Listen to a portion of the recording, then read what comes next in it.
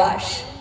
সেই মা লক্ষ্মীদের জন্য আমাদের মাননীয় মমতা বন্দ্যোপাধ্যায় লক্ষ্মীর ভান্ডার করে দিয়েছে। সবাই বলছে ভাতার প্রকল্প চলছে, সবাই বলছে এই সরকার আমাদেরকে দান করছে, যে টাকাটা দিচ্ছে সেটা আমাদের ট্যাক্সের টাকা। নিশ্চয়ই ঠিক কথা, ট্যাক্সের টাকাই দিচ্ছে। কিন্তু এই 34 বছর ধরে যেন বামফ্রন্টের সরকার যখন আপনাদেরকে 1 পয়সা ট্যাক্সের টাকা দেয়নি, উপরন্তু দিনের পর দিন ট্যাক্স নিয়ে গেছে, তখন আপনারা প্রশ্ন করেননি তো ট্যাক্সের টাকা কেন আমরা পাইনি? তখন তো আপনারা বলেননি যে টাকাটা কেন পাচ্ছি না। এখন তাহলে কেন হচ্ছে?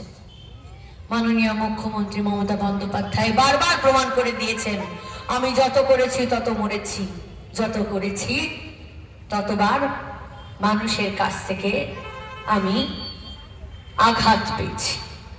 সেসব মানুষ তাকে আঘাত করেছে যারা তার থেকে নিয়েও তাদের বদনাম করেছে।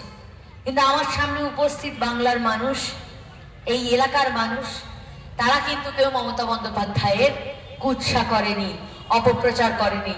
কারণ তারা জানে যে বাংলার মা যদি থাকে তাহলে আমরা নিশ্চিন্ত, বাংলার মা যদি থাকে তাহলে আমরা শান্তিতে বাড়িতে ঘুমোতে পারি। আর বাংলার মা যদি থাকে, মাস গেলে হাতে আমার স্ত্রীর হাতের 1500 টাকা এই আমার মাসের শেষের হাত খরচা বা সংসারের খরচা হিসেবে কাজে লাগবে। কারণ মায়েরা জানে কিভাবে সঞ্চয় করতে হয়। তাই তো সেই প্রকল্পের নাম লক্ষ্মীর ভান্ডার। খুব সুন্দর করে সুদীপ বাবু বললেন যে আমাদের জন্ম থেকে মৃত্যু অবধি কত সুন্দরভাবে একটা সার্কেলে বেঁধে দিয়েছেন আমাদের মাননীয় মুখ্যমন্ত্রী। যে জন্মাবে সেই যে জন্ম থেকে তার প্রকল্প শুরু হলো, মৃত্যু অবধি তার প্রকল্প, সব সময় সে সব কিছুতে ফেসিলিটি পাবে। স্বাস্থ্যের জন্য 5 লক্ষ টাকা অবধি আমাদের চিকিৎসা ব্যবস্থা। কোন সরকার আজ অবধি করার কথা ভেবেছে আপনারা বলুন তো? মমতা বন্দ্যোপাধ্যায় করে দেখিয়েছে যে সাধারণ মানুষের জন্য কিভাবে কাজ করা যায়, তাদের স্বাস্থ্যকে সুরক্ষা রাখার জন্য কিভাবে কাজ করা যায়, তাদের স্বাস্থ্যকে সুরক্ষিত করার জন্য কিভাবে তাদের জন্য সংরক্ষিত করা যায় টাকা। আমাদের মমতা বন্দ্যোপাধ্যায় দেখিয়ে দিয়েছেন, আমাদের সরকার সেটা করে দেখিয়েছে। বাংলার মামাটি মানুষ এখন আর বোকা নয়, কারণ বাংলার মামাটি মানুষ এবার অন্তত বুঝে গেছে যে এবার যদি দিদিকে আমরা না জেতাই তাহলে আমাদের অস্তিত্ব সংকটে পড়তে হবে।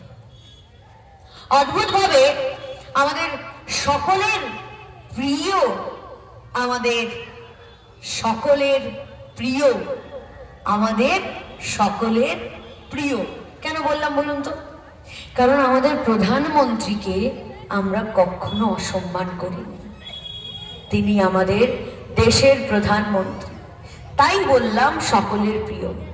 কিন্তু সে চেয়ারটা আমাদের প্রিয় হলেও মানুষটা বড় অপ্রিয় থেকে গেল। কারণ তিনি যে কাজগুলো দিনের পর দিন করে চলেছেন, সে কাজগুলো মানুষের প্রিয় হওয়ার মতো কাজ নয়। যাদের ভোটের উপরে ভিত্তি করে সেই মানুষটা দিল্লির মসনদে গিয়ে বসলেন, আজ তাদের ভোটকেই তাকে চ্যালেঞ্জ করতে হলো, বলতে হলো তারা বৈধ ভোটার নয়, তাদের ভোট দেওয়ার কোনো অধিকার নেই। কি সুন্দর কথা! এই কথাটা ঠিক কেন বললেন জানেন? একটা ছোট্ট অঙ্ক আছে এই কথাটার পেছনে। সব থেকে বড় কথা হলো এই 12 বছর ধরে আমাদের প্রধানমন্ত্রী যা যা প্রতিশ্রুতি দিয়ে গেছেন তার একটা প্রতিশ্রুতিও রাখতে পারেনি। 15 লক্ষ টাকা দেবে বলেছিল। মা বোনেরা, কারোর অ্যাকাউন্টে ঢুকেছে 15 লক্ষ টাকা? আপনারা একটু চিৎকার করে বলুন তো। একজন পেয়েছেন 15 লক্ষ টাকা। 3000 করে অন্নপূর্ণা ভান্ডার দেবে বলেছিল। হাসি পায় শুনলে। যেখানে আমাদের নরেন্দ্র মোদীজির সরকার, যেই রাজ্যে নরেন্দ্র মোদীজির সরকার রয়েছে, সেই রাজ্যের মেয়েরাই তো অন্নপূর্ণা ভান্ডার পায় না। তাহলে বাংলার মামাটি মানুষের মেয়েরা অন্নপূর্ণা ভান্ডার কি করে পাবে একটু বলতে পারেন? পাবেন না। কারণ কিছুদিন আগে অমিত শাহ একটি ইন্টারভিউতে নিজেই বলেছে, वो सब देने के बाद छोड़िए, पहले वोट की बात करिए। ওরা বলেই ফেললো যে দেওয়া থোয়ার কথা বাদ দিন, আগে তো ভোটটা হতে দিন। মানে বুঝতে পারছেন, যদি কোনোভাবে এই সরকার আমাদের এই রাজ্যে আসে, আমাদের বাংলার মানুষের কি হাল করবে। মাছ মাংস খাওয়ার কথা ছেড়ে দিন, কিন্তু বাংলার অস্তিত্ব লড়াইয়ে চলে যাবে। যেভাবে অসম, উত্তরপ্রদেশ, বিহার যেভাবে যেরকম অবস্থা করেছে, ডিটেনশন ক্যাম্পগুলোতে বাড়ির মা বোনেদেরকে, ছেলেদেরকে যেভাবে নিয়ে গিয়ে রেখে দিয়েছে দিনের পর দিন, রাতের পর রাত, আমরা চাই না আমাদের সোনার বাংলা সেই রকম হোক। আমরা চাই না বিঘ্ন ঘটুক। আমাদের 2026-এর বিধানসভার ভোট, বিধানসভার নির্বাচন আমাদের অস্তিত্ব লড়াইয়ের নির্বাচন। এই ভোট তৃণমূলকে জয় করার ভোট নয়, এই ভোট বাংলাকে জয় করার ভোট, বাংলার মানুষকে জয় করার ভোট, বাংলার মানুষের অস্তিত্ব লড়াইয়ের ভোট। আমি এর আগেও অনেকবার এই কথাটা বলেছি বিভিন্ন মঞ্চে দাঁড়িয়ে। আমরা যদি সিপিএম এর কথা বলতে হয়, তাহলে 34 বছরের আমানতে সিপিএম এর সরকার কি দিয়েছিল আমাদের? না দিতে পেরেছে চাকরি, না দিতে পেরেছে স্বাস্থ্য, না দিতে পেরেছে ঠিকঠাক শিক্ষা ব্যবস্থা। তাহলে এত বড় বড় বড়াই তাদের কিসের জন্য দিয়েছে? কি দিয়েছে বলুন তো? সব থেকে বড় জিনিস দিয়েছে, তারা একজন মায়ের মুখের সামনে তুলে দিয়েছে একজন সন্তানের রক্ত মাখা ভাত, আর কিচ্ছু তুলে দিতে পারেনি।